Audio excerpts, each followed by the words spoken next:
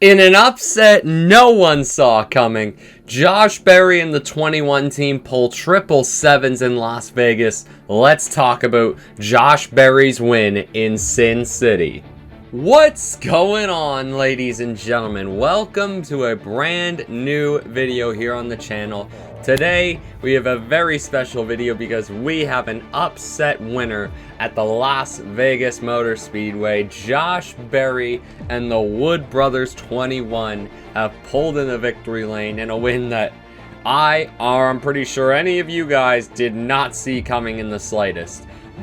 Josh Berry, man, like, where did he come from? He was up in the top 10 the most of the day, to be fair, but, like, it's that old DW and Larry McReynolds meme. It's like, seriously, where did he come from? You know what I mean? Like, we didn't see Josh Berry up front the whole damn day, so it's nice to see someone other than Christopher Bell win.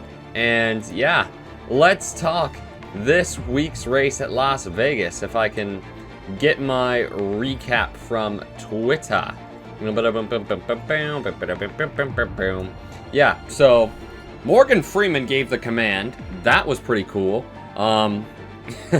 Yeah, when did Morgan Freeman ever decide to come to NASCAR? I don't know, but that's freaking cool. Morgan Freeman gave the command, or, well, the gentlemen start your engines. That's the command, dummy. But yeah, green flag was underway in Vegas, and the theme of the day, penalties and pit road mistakes. That was the theme of today's race. Let's start off with all the penalties that I remember seeing. Well, all the tire failures and all that. Chase Briscoe. Actually, we'll go through it as it all goes on, but on lap 34 on the first green flag cycle and of stops, and at first I thought, well, this is kind of early for green flag pit stops, and I guess because you usually do it around lap 40, because it was split the stage in half, maybe a little later, but I guess the 19 pit crew wasn't warmed up yet because Briscoe lost a tire, and that was the very first caution of the race on lap 34 for a tire on the backstretch. It was the inside of Briscoe's tire. And yeah, no, Chase Briscoe, that was a rough way to start his day. He's 4 laps down, starting on lap 40. Like, that is not an easy thing to deal with. Rough go for the 19 of Briscoe, and an early, well, it won't be a James Small suspension because of it, but a car chief will definitely be suspended. And Austin Cindric took home the stage 1 victory after all that. It was a shakeup in strategies because some guys had pitted, some guys haven't, and the guys who didn't were able to come down and have all those guys trap the lap down, so they'd have to take the wave around and be at the back. And Austin Cindric was able to capitalize and take home the stage 1 win. He battled out Alex Bowman for that win. They were side by side at points. I think even Bubba Wallace was getting into the picture at points. But yeah. And then we had some more speeding penalties. First speeding penalty of the day was actually for Kyle Busch on that Briscoe caution, now that I think about it. Chase Elliott had a speeding penalty too. Rough go for the 9 car. And in stage 2, Alex Bowman. This was so weird. I mean, you figure most guys just stick it out, but like 2 laps after the start of stage 2, Bowman pits. I'm like, huh? Why is Alex Bowman on pit road? Like, it caught me so off guard. But Bowman headed down into the pits. He had a vibration or something. And then Bubba Wallace had the lead for a bit there in stage 2. And then the man I'm sure everyone thought was going to win today, and Kyle Larson took his way to the lead. I'm pretty sure Larson got the most laps today. I'm not sure who got the Xfinity fastest lap now that I think about it. But can we have a bonus point back for leading the most laps NASCAR? That would be a nice thing to have. The fastest lap's a good thing to have. Make it like, I don't know, the Busch Beer fastest or most laps led, or I don't know, the Geico lap leader point, something like that. I don't know. And maybe it can be 15 points because 15 minutes can save you 15% or more on car insurance, because I don't know, but yeah. Then there was Shane Van Gisbergen's wreck. Man, that boy had a rough day. He had like 3 blown tires, and had one of the greatest post-race, or greatest pre-race interviews with Michael Waltrip, talking about the Backstreet Boys. And if you didn't see the grid walk, I highly recommend you go check that one out, because it was funny. I won't lie to you, it was funny. But this caution had one of the weirdest moments I ever seen. So Christopher Bell is getting his pit stop. They don't get his left rear tight, and Adam Stevens tells him to pit in somebody else's pit box. So he gets on the brakes and pulls into Chase Briscoe's stall, and they tighten it for him. Like, have we ever seen that before? Like, that was weird. That was weird as hell. That was weird as hell. But yeah, I'm sure NASCAR will write a rule about this now that it's happened. But god damn, it was entertaining. I gotta give it to him. It was entertaining. Great call. If you're able to do it, why the hell not? I mean, it caught me really off guard, but hey, I don't blame him. Why the hell not? Yeah, then on that restart, we had some trouble for the 8 of Kyle Busch, and I guess his lug nut fell off too. That completely roasted that 8 car. He was done for the day after that. Rough home race for Kyle Busch. The inside of the tire just completely came off, and the wheel, like the rubber part of the wheel, was just rolling around the wall like Chase Briscoe's was. Another rough incident for the 8 of Kyle Busch. Just not a good day to be a Las Vegas native. We'll talk more about Noah Gragson in a bit. I mean, Riley Herbst, he had a relatively good day. He was one of the hometown guys. Honestly, now that I think about it, stage 2 was a lot. I just see the post, and I remember it was like midway through stage 2. There was 23-11 versus Hendrick there for a while, because you had Larson and Byron up there for Hendrick, and then you had Reddick and Bubba up there for 23-11. It was really competitive between those guys up there. But yeah, then we had the Todd Gilliland incident. Looks like him and Stenhouse just came together off of 4. The wall kind of got the best of Todd Gilliland there. He got catapulted back up into the wall. I don't think Stenhouse did anything wrong there. It's just Todd Gilliland misjudged the exit of the corner. It happens. It is what it is. Sometimes that's just racing. Sometimes that just happens. It is what it is. But anyway, we had a 3-wide incident. Well, this is actually, before I get into that, this is where strategy started to take over. Since there was so many tire failures and all that, pit stops were very prevalent throughout the race. And when you were getting close to the end of the stages, you've seen some guys take 2. And Ross Chastain taking 2 was very vital. I remember Denny Hamlin taking 2 at the start of stage 3. Those were very vital to those guys' race, because that gave them that track position. Because for a while you'd run like 10 laps caution, 10 laps caution, stage caution, then another 20 laps caution. So the 2 tires honestly worked out today, because no one could get their crap together at points. But yeah, some 3-wide racing to end stage 2. Young money Kyle Larson did win something in Vegas today. He got the stage 2 victory. And yeah, there's something to talk about. Ryan Blaney, man, my man was on a roll. My man, before the Briscoe caution, had issues on pit road and was a lap down for like 100 laps, 75 to 100 laps, something stupid like that. And he drove all the way back up to 6 in stage 2. Like, I really wish Blaney was able to keep his car together, because that would have been a hell of a run for the 12 team. But he kind of got the commentator's curse. There was a big incident there on lap 195 with about, yeah, that would have been like 80, 70, 80, something to go, something like that. But Bell, in my opinion, I think Bell squaz Blaney. That's what I thought looking back at it. But Blaney was kind of forced to go high off the nose of Gregson. He spins out right in front of Bubba Wallace. And then there was a separate incident back in the pack. But I mean, it was all caused by a chain reaction by Cindric blocking Daniel Suarez in the entry to 1. And Suarez had to slack out of it. Stenhouse actually spun at the back of the pack. And yeah, Blaney was wrecked. So with Eric Jones, Blaney was done for the day. Jones was able to keep going. And if you want to go watch that replay, it took Fox like 5 minutes to realize this. But man, I seen it immediately. That little thread the needle move by Justin Haley. What a move. Two guys go squeezing in on you. You just go, whoop, and then they go bam. Like, that was a hell of a move by Justin Haley, to be fair. I was hella impressed by that one. But anyway, we had, yeah, then it was all mixed up throughout the field because some guys had already pitted at the end of that stage because they thought they were good to go to the end. And some guys came and topped it off for fuel and took their tires to the end. That was pretty well the last caution you've seen. You had a few guys pit at lap 35, and that was just to, and those were the guys who haven't pitted. They were almost kind of splitting it in half to make sure they could keep, and good call by the crew chiefs, keep your driver on offense at the end of the day.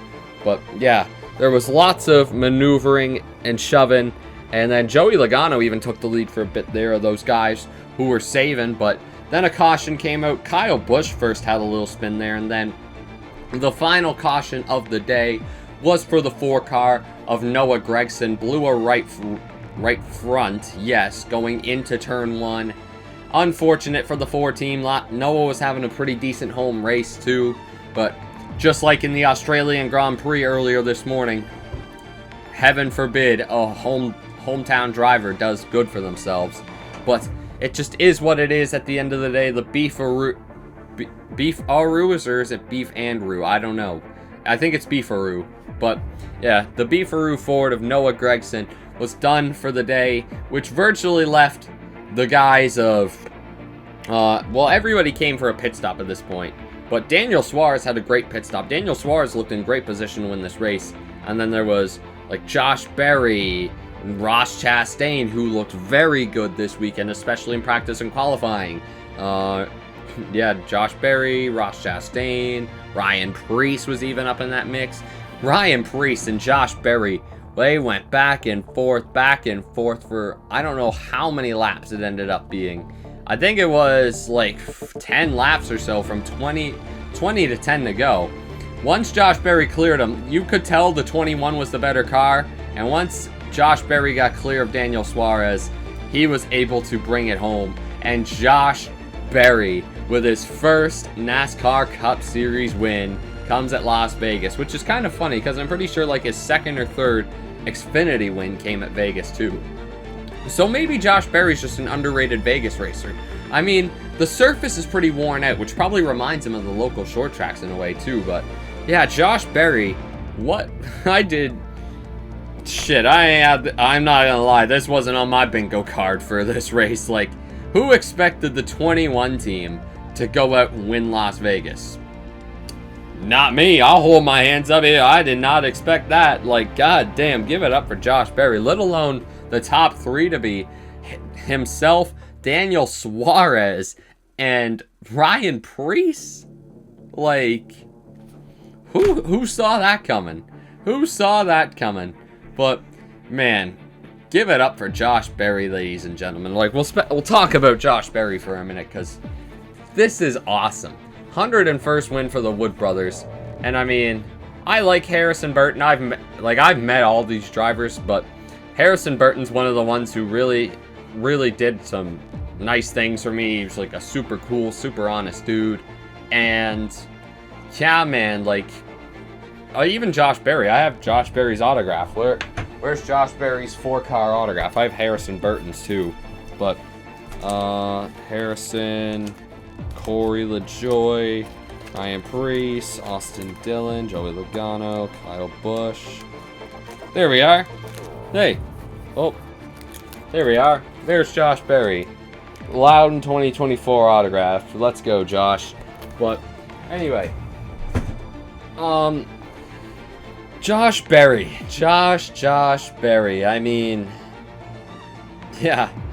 Great result for that 21 team, man. That is amazing. He fits that team so well, and he's gonna blend in so good. And like, the Wood brothers genuinely look like a team that can win multiple races this year. They had a top 5 car at Kansas. They could have won Atlanta. They easily could have wrapped up a top 10 at Atlanta. Coda, I don't really expect much from Josh Berry on a road course. Daytona, got up to the front at points, but man, Josh Berry was a consistent top 10 car today, and I kind of regret not picking him for the playoffs. I really do, because he's showing consistent speed. I figured that 21 team would kind of be in the position of where the 4 was last year, especially for till the end of the regular season. They'd be in that like 16th to 20th range, but man, Josh Berry, I am so impressed by you, my friend. Like, I gotta give it up to the guy. Like, fair friggin' play. It is so impressive to see what that 21 car has done this season. And yeah, man, props to Josh Berry. I hope you can keep the great form up this morning. I mean, who knows? The form may not continue. This might be the last time we see Josh Berry in victory lane. I hope it isn't, but that is awesome. On a side note, I really wish Dale Jr. was in the commentary booth to call his win. I really hoped he would get his first win on one of the prime races, but it is what it is. Josh Berry gets the win at Las Vegas.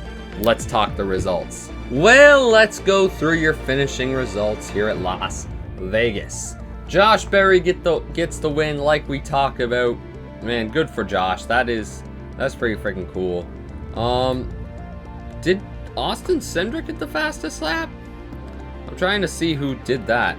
Can I? No, I can't sort it by that, but I'll have a look after the race. Josh Berry gets the win, followed by Daniel Suarez in the 99. Man, good run for Suarez. He needed a good run badly, and this could easily change the momentum for his season. So, great run by Daniel. Another impressive result for Ryan Preece. Great points for him today.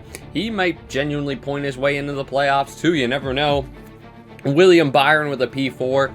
He had a top 5 car all day with the 2014, was super strong throughout this whole race, and unfortunately he could only pull off a 4th for his sake.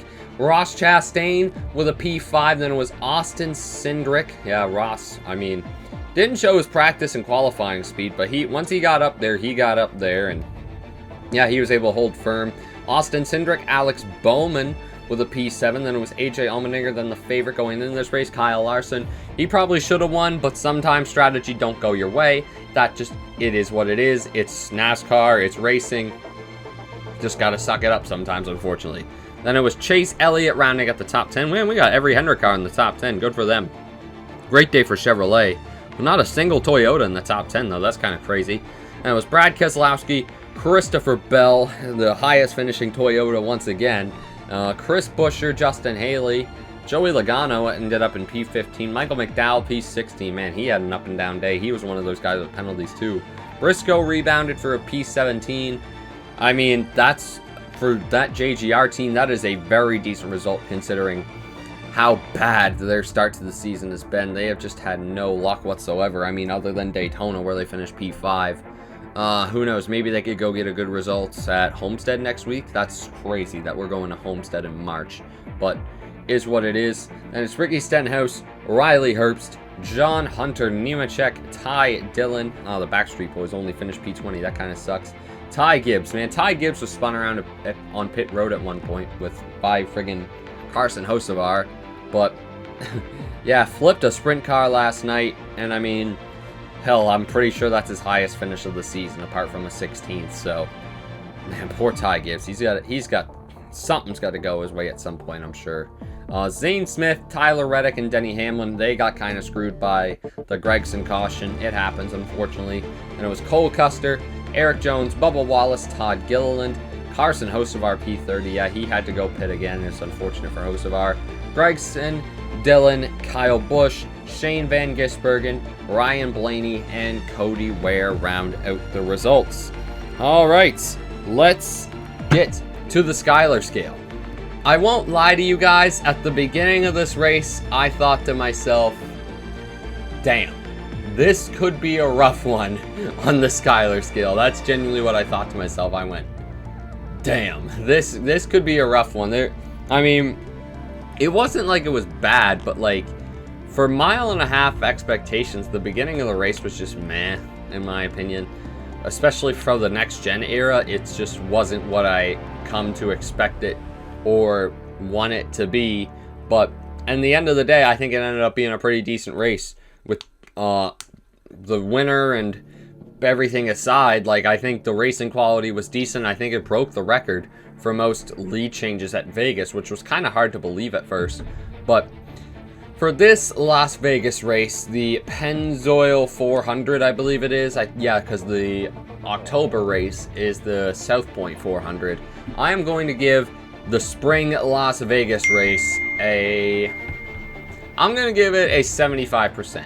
Wasn't great, wasn't bad, wasn't mid. It was a good race. Like, you know, it was, like, I can't say the race was great considering what I thought at the beginning, but I thought it, as the race went on, it just got a little better, and it got a little better, and slowly but surely it developed into the butterfly it could be. It was a caterpillar, and then it evolved along the way, and then we got a 75% on the Skyler scale. Like, can you be mad about that one?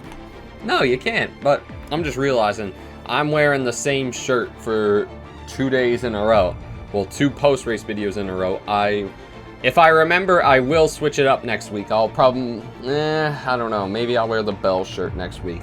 We'll see what the temperature is for next week's Homestead race. But yeah, guys, don't forget to drop a like on this video if you did enjoy it. Subscribe with those notifications turned on so you miss these post-race reviews whenever they're uploaded.